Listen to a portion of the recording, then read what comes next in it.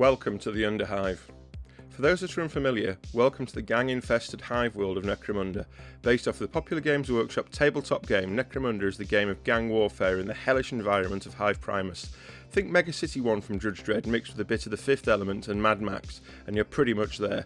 To find out more about the setting, watch our explainer video. Necromunda is a third-person tactics game, which takes the turn-based tactical shooter action from games like XCOM and puts it into the third person.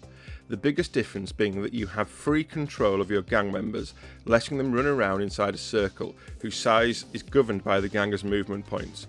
Talking of which, each ganger has a pool of action points for carrying out actions like shooting, getting into cover, activating lifts and so forth, and a pool of movement points, which governs how large the ganger's movement circle is, as well as initiative score.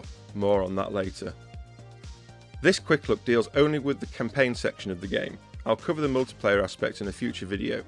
You start the game controlling members of the Escher gang, an all-female gang who delight in the use of poisons, gas and sharp stabby blades. The game is turn-based and you and your opponents control one ganger at a time. The order in which you control your ganger is governed by the ganger's initiative score, with the highest initiative score going first, then the next highest, etc. You will find the heavier and more powerful your ganger is, the lower its initiative score will be. So far, as of Mission 3, we've come across Rebel Escher looking for a map, a gang of biker-like thugs called the Orlocks, and the roided powerhouse of the power hammer-wielding Goliath gang, each providing its own challenge. As the story continues, however, you do start to take control of the other gangs as their plans begin to unfold. Visually, the game hits the mark very well. I can imagine that this really is the steam and smog filled world of the Underhive. The first time we rappelled down from one level of the Underhive to another and killed another ganger, I let out a genuine laugh of contentment.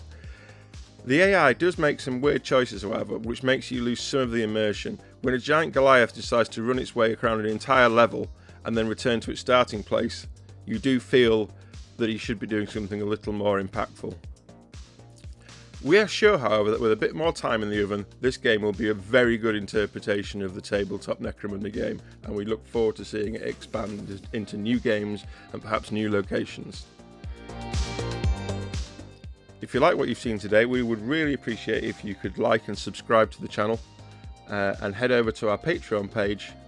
Any support you can give the channel is great. See you next time.